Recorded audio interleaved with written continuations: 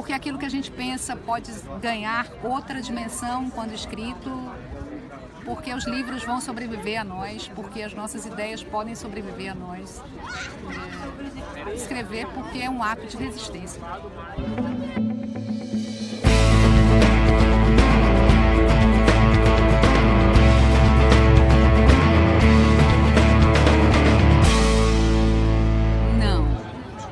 Não, é extremamente difícil. Escrever é comparado a um parto.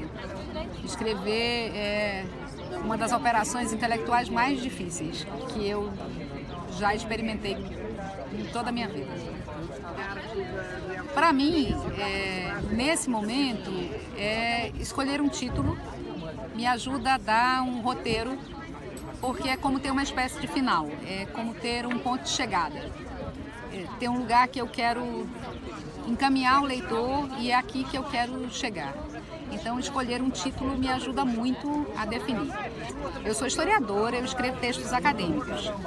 Mas, como diz um velho historiador francês, chamado Lucien Febvre, o historiador ele não precisa escrever bem, mas ele tem a obrigação de escrever bem. Porque um texto é uma apresentação de argumentos que precisam ser organizados de modo lógico e precisam conduzir o leitor a um determinado ponto de chegada. Então, o título me ajuda a fazer isso. E ter uma estrutura prévia também me ajuda, porque aí eu obedeço às regras da escrita acadêmica, que é o que me define nesse momento. Eu sou uma historiadora. Eu tenho elementos, eu tenho evidências, eu tenho dados, mas eu tenho basicamente uma ideia na cabeça. Eu tenho algo que quero demonstrar, tenho uma hipótese de trabalho a comprovar. Então, o modo de preencher esses espaços passa pelo número de evidências que eu tenho disponível e também da história que eu quero contar. Eu pertenço a um tipo de escola histórica que enfatiza o protagonismo de pessoas comuns.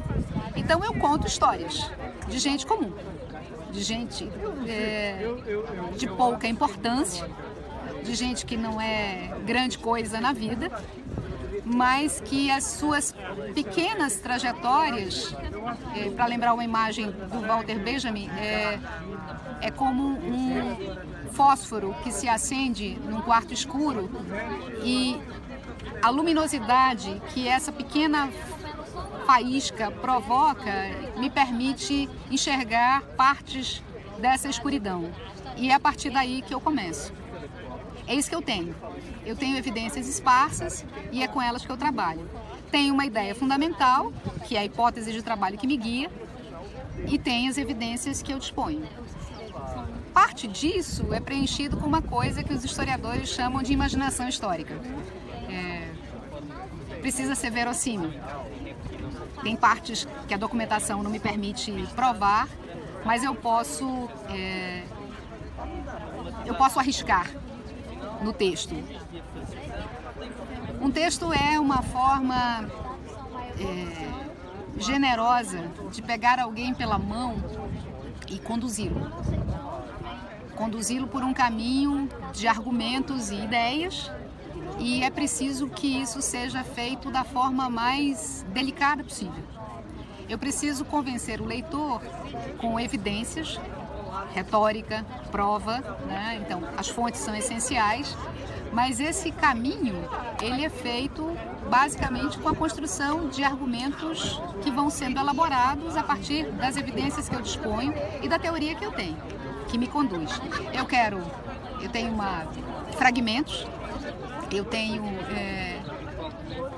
indícios esparsos e eu tenho, junto comigo, o que a gente chama em história de uma cultura histórica, né? Ou seja, de um certo background que me permite imaginar algumas coisas que são verossímeis, que são possíveis de ter acontecido, que são razoáveis de ter acontecido.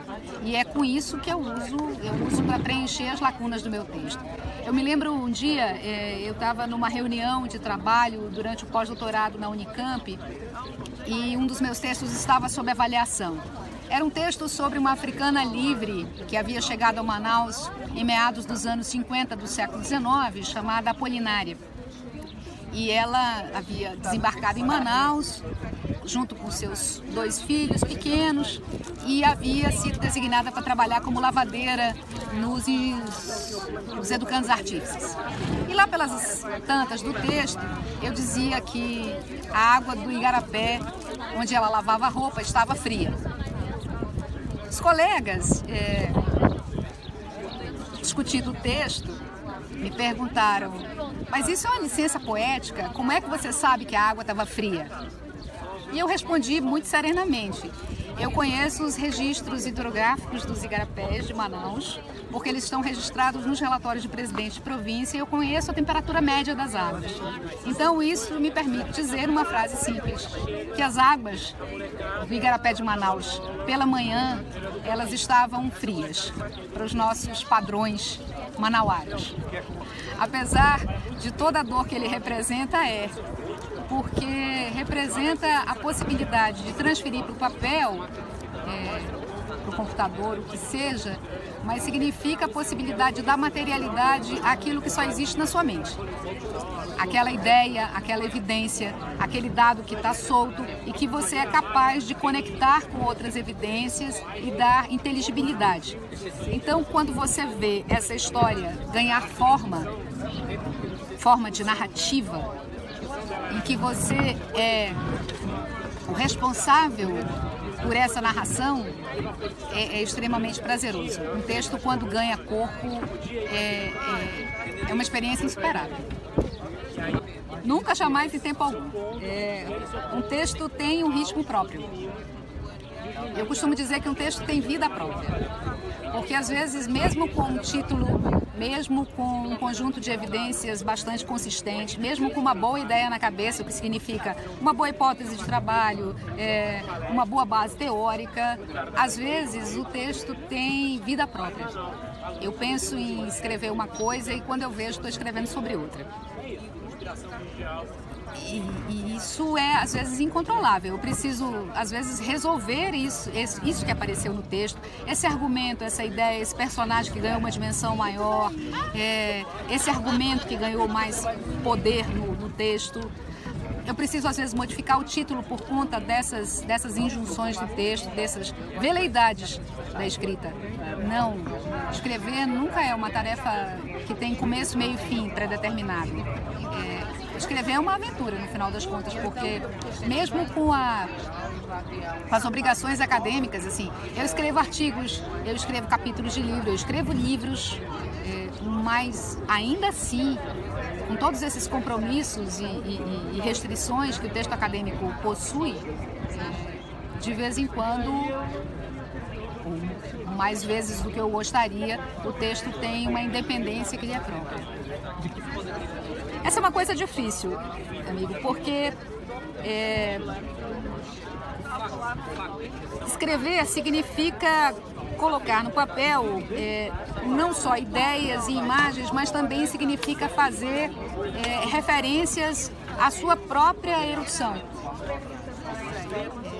É claro que isso não é uma camisa de força, mas uma boa erudição ajuda muito na construção de um texto, porque você é capaz de fazer interpolações, referências, você é capaz de fazer associações com obras literárias, você sai do seu campo específico de trabalho, né, do seu campo acadêmico, do seu espaço de reflexão como profissional, no meu caso como historiadora, e você vai fazendo conexões com outras coisas.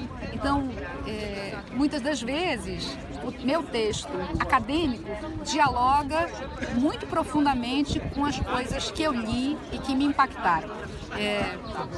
Eu dou um exemplo. A primeira vez que eu li Saramago, eu li A Jangada de Pedra. E eu fiquei absolutamente sem fôlego enquanto lia. Porque o Saramago, ele é muito ele tem uma forma de estruturação do parágrafo que lhe é muito peculiar. Ele ama as vírgulas e tem uma certa restrição aos pontos finais, aos pontos, né? Então, os parágrafos do Saramago são parágrafos de tirar o fôlego. Você vai lendo, lendo, lendo e, de repente, você não sabe, você precisa de ar, né? Saramago, quando eu me vejo fazendo longos parágrafos, eu me lembro do Saramago.